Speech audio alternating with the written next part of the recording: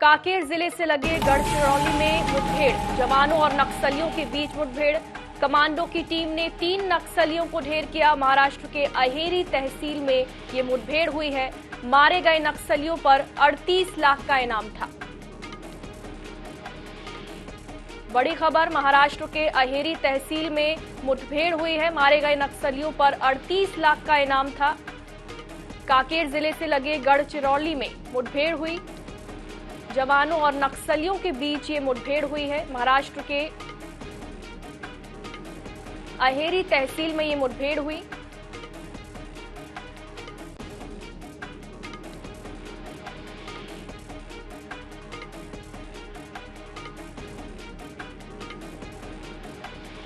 तो ये बड़ी खबर, जवानों और नक्सलियों के बीच मुठभेड़ हुई है।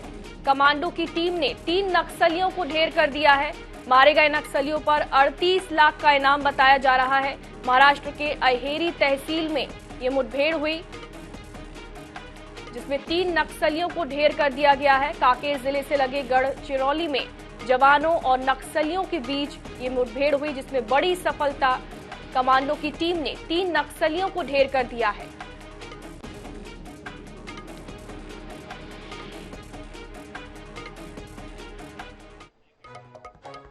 छत्तीसगढ़ भाजपा के वरिष्ठ आदिवासी नेता नंद कुमार साय ने इस्तीफा दे दिया है। सोशल मीडिया पर उनका दर्द छलका है। उन्होंने लिखा है कि पार्टी में मेरी छवि और गरिमा को लगातार आहत किया जा रहा था। मेरे लिए आत्मसम्मान सबसे पहले है, इसलिए मेरे पास दूसरा कोई विकल्प नहीं बचा। ट्विटर पर ट्वीट करते हुए नंद कुमार साय ने पार्टी से इस्तीफे की बात लिखी और अपने अंदाज में संगठन के नेताओं को धन्यवाद दिया। वहीं खबर है कि कल नंद कुमार साय कांग्रेस में शामिल हो सकते हैं। सीएम भूपेश ने ट्वीट कर कहा कि साव ने अपने मन की बात कही है। पीसीसी चीफ मोहन मरकाम ने कहा कि साय के लिए कांग्रेस के दरवाजे हमेशा के लिए खुले हैं। वहीं भाजपा के नेताओं ने कहा कि कोई गलतफहमी होगी तो उसे दूर किया जाएगा।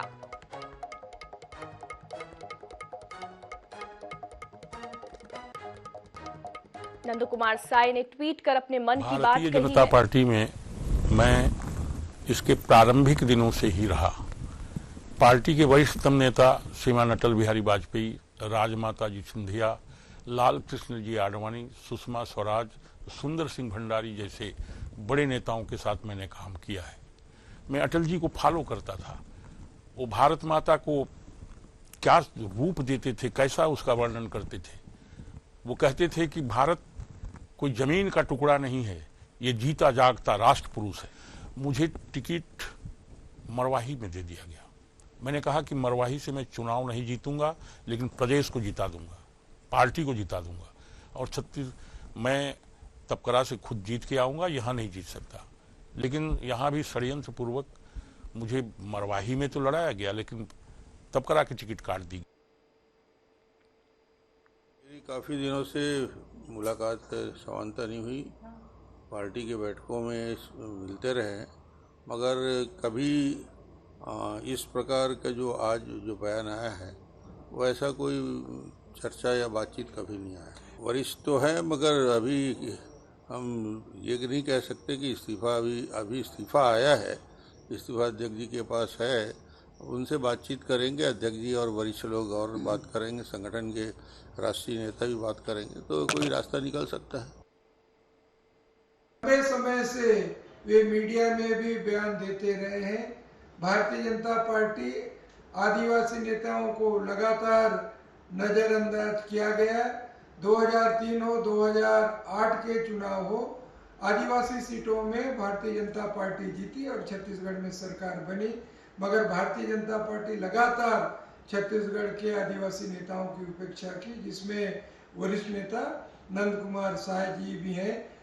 कांग्रेस पार्टी में नंद कुमार साय जी के लिए दरवाजे खुले हैं। अगर कांग्रेस पार्टी में आना चाहते हैं तो स्वागत है। आदरणीय नंद कुमार साय जी भारतीय जनता पार्टी के बहुत वरिष्ठ नेता रहे हैं। विधायक रहे, सांसद रहे, लोकसभा के सांसद रहे, राज्यसभा के सांसद रहे, मध्य प्रदेश भारतीय जनता पार्टी के अध्यक्ष रहे, अनुसूचित जनजाति आयोग के अध्यक्ष रहे हैं और आज उनका इस्तीफा प्राप्त हुआ है। निश्चित रूप से हम उनसे बातचीत करेंगे, बातचीत करके कोई तरह की गलतफहमी होगी तो उसे दूर करेंगे। मुंगेली विधानसभा के जरहा गांव में सीएम भूपेश बघेल ने भेंट मुलाकात की, जहां वो आम जनों की समस्याओं और योजनाओं की जमीनी हकीकत को उन्होंने परखा। यहां सीएम भूपेश बघेल मुंगेली वासियों को 33 करोड़ 12 लाख के विकास कार्यों की सौगात दी।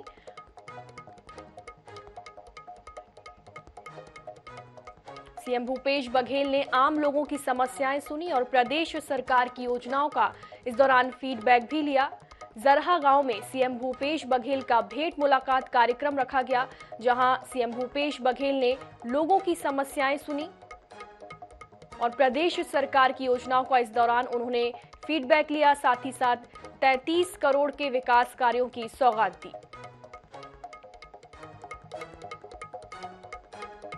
यहां सीएम भूपेश बघेल ने मुंगेली वासियों को 33 करोड़ 12 लाख के विकास कार्यों की सौगात दी। वहीं मौसम की बेरुखी के बीच आम जनता में भेंट मुलाकात को लेकर काफी उत्साह देखा गया। लोग छाता लेकर कार्यक्रम में शामिल हुए। सीएम भूपेश ने जरहा गांव में कॉलेज और आत्मानंद इंग्लिश मीडियम स्कूल खोलने की घोषणा की। साथ ही प्राथमिक स्वास्थ्य केंद्र को सामुदायिक स्वास्थ्य केंद्र में उन्नयन करने का ऐलान किया।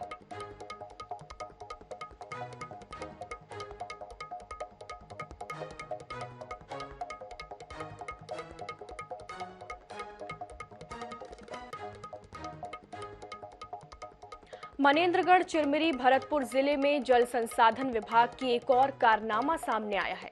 लगभग 7 करोड़ की लागत से बनाए गए डॉकी झरिया स्टाम्प डैम में दरार पड़ गई है, जो साफ देखी जा सकती है। अहम बात यह है कि इस डैम का निर्माण महज 9 महीने पहले ही किया गया है।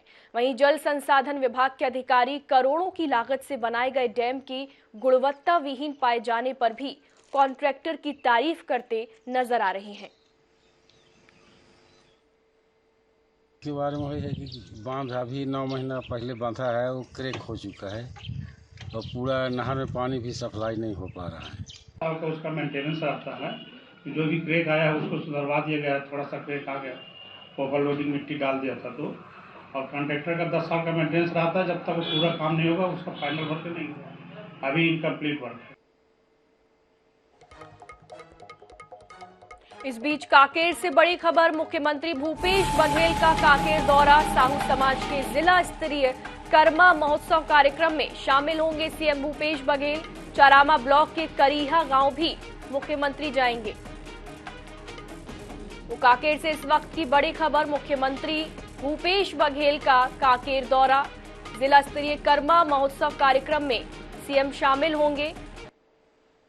चारामा ब्लॉक के करीहा गांव में भी मुख्यमंत्री भूपेश बघेल जाएंगे।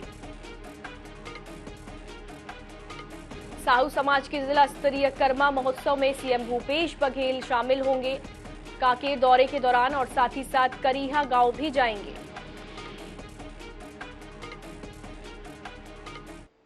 इस बीच बिलाईगढ़ से बड़ी खबर, टुंडरी गांव में हुआ सड़क हादसा। चुलमाटी कार्यक्रम के दौरान ही एक व्यक्ति को ट्रक ने मारी टक्कर।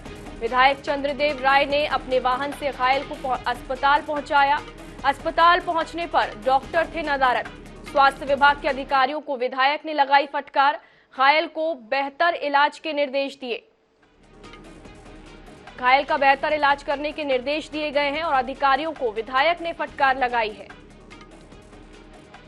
बिलाईगढ़ से बड़ी खबर, टुंडरी गांव में सड़क हादसा हुआ है। चुलमाटी कार्यक्रम के दौरान एक व्यक्ति को ट्रक ने टक्कर मार दी। विधायक चंद्रदेव राय ने अपने वाहन से घायल को अस्पताल पहुंचाया और अस्पताल पहुंचने पर डॉक्टर ही वहां पर नदारद थे। स्वास्थ्य विभाग के अधिकारियों को विधायक ने इस दौरान फटकार लगाई और घायल का बेहतर इलाज करने के निर्देश दिए।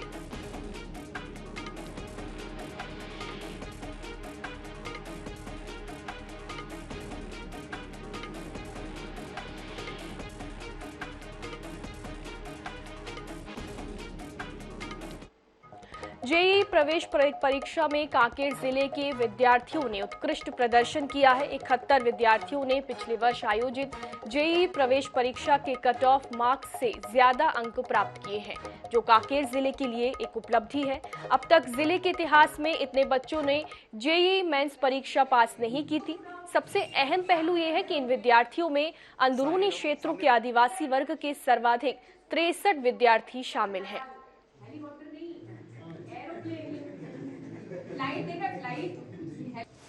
कौन सा विषय पसंद है? साहित्य। सर, हाँ सर, दूसरा सवाल दो तो इसको, इसने इतना अच्छा समझाया करेगा। क्या बनने बड़े होके? हम लोगों ने शुरू से ही जो हमारे विशेषज्ञ शिक्षक जो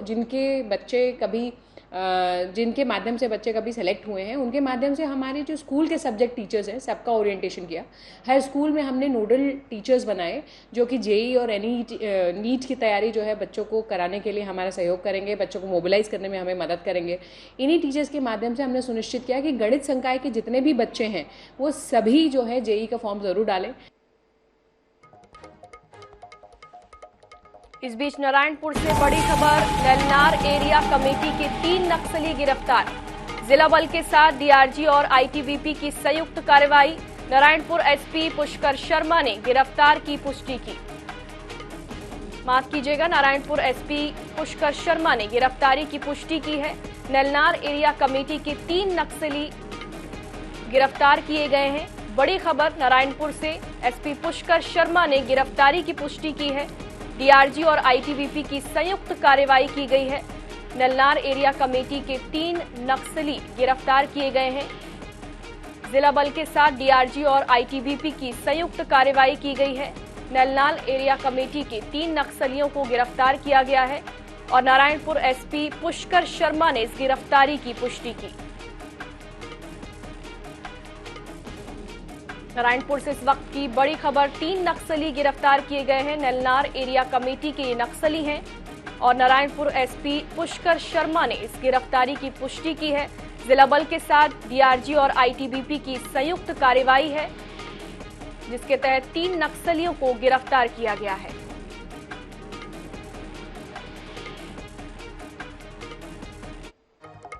छत्तीसगढ़ में भाजपा ने विधानसभा चुनाव की तैयारियां तेज कर दी हैं। प्रदेश प्रभारी ओम माथुर ने भाजपा नेताओं के साथ बैठकों में आगामी 3 महीने की कार्य योजना तय की।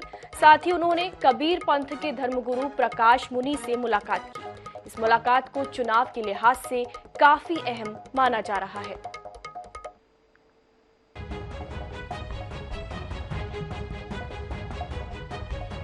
आगामी विधानसभा चुनाव के पहले भाजपा ने सभी वर्गों को साधने का प्रयास तेज कर दिया है।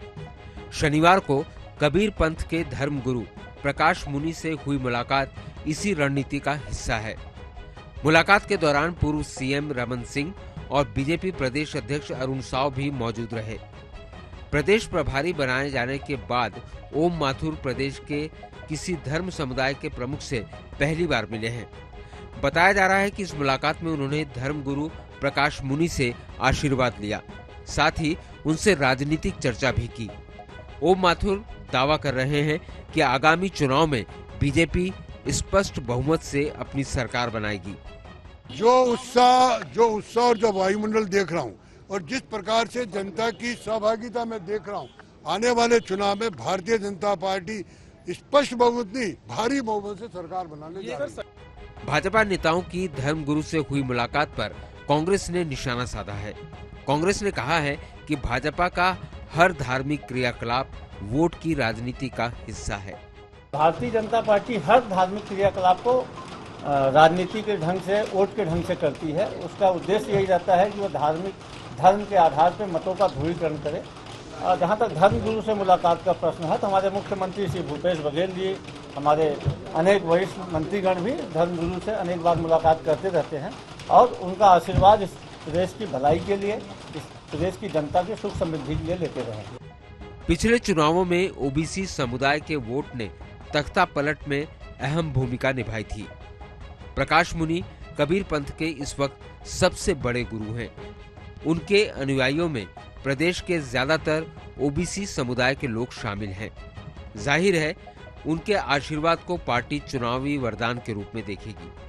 हालांकि कभी गुरु प्रकाश मुनि खुले तौर पर किसी राजनीतिक दल का समर्थन या विरोध नहीं करते हैं, मगर चुनावों में इनके प्रभाव को ऐसे समझिए कि अमित शाह भी जब चुनावी दौरे पर आए तो इनका आशीर्वाद लेना नहीं भूले थे। अब इस मुलाकात का चुनाव के लिहाज से कितना असर होगा, ये तो आने वाला वक्त ही बताएगा।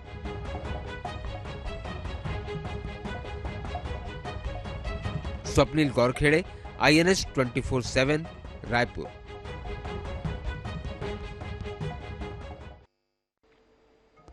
अरनपुर की वारदात के बाद INS 24/7 की टीम ने दोबारा घटनास्थल पर पहुंचकर वास्तव में घटना को अंजाम देने के तौर तरीकों को समझने की कोशिश की। जांच में ये बात तो साफ हुई कि नक्सलियों ने इस भयानक हमले के लिए मासूम आदिवासी बच्चों का इस्तेमाल किया। हमने ये भी जानने की कोशिश की कि क्या लापरवाही और चूक ने हमले को आसान किया। ये हमला इत्तेफाक तो नहीं है। आइए जानते हैं अरनपुर का सच। बीते 3 दिन पहले अरनपुर क्षेत्र में जो बम विस्फोट हुआ था, बम विस्फोट में 10 जवान सहित एक चालक की दर्दनाक मौत हुई है। अब इस वक्त हम उसी अरनपुर थाने क्षेत्र में हूं। आप देख सकते हैं अरनपुर का ये आपको साइन बोर्ड नजर आ रहा होगा। मेरे दाहिने तरफ ये थाना नजर आ रहा होगा। इस थाने से महज 1.5 किलोमीटर दूर में नक्सलियों ने पहले से घात लगाकर बैठे थे और बम विस्फोट में हमारे 10 जवान शहीद हुआ है। करीबन यहाँ से 1.5 किलोमीटर है। चलिए हमारे साथ ग्राउंड जीरो और हम बताएंगे इस घटना की हकीकत क्या है। फोर्स के जवानों के साथ आमने सामने की लड़ाई लड़ने से परहेज करने वाले नक्सलियों ने आमा पंडूम यानी कि आम की नई फसल का त्योहार मनाने के नाम पर बच्चों से घटना स्थल के पास अस्थायी बैरियर लगवाया, जहां बच्चों को चंदा देने के बाद जवानों की गाड़ी आगे बढ़ी। ये एक निर्जन इलाका है जहां पर आमतौर पर ग्रामीण इस तरह का बैरियर कभी नहीं लगाते। पंडूम नाका को क्रॉस करके जब वाहन यहाँ तक पहुँचा, आप देख सकते हैं, कैमरा में से कहूँगा उस दूरी दिखाइए। वहाँ से जैसी गाड़ी यहाँ निकली और गाड़ी को स्पीड पकड़ने में समय लगा है और स्पीड पकड़ नहीं पाया। उसी दरमियान जब यहाँ पर गाड़ी पहुँची, उसके पहले जो नक्सलियों के जो लुकआउट पार्टी होते हैं, लुकआउट पार्टी, लिस्लिंग और फायरिंग पार्टी, 3 पार्टी होती है एम्बुश में।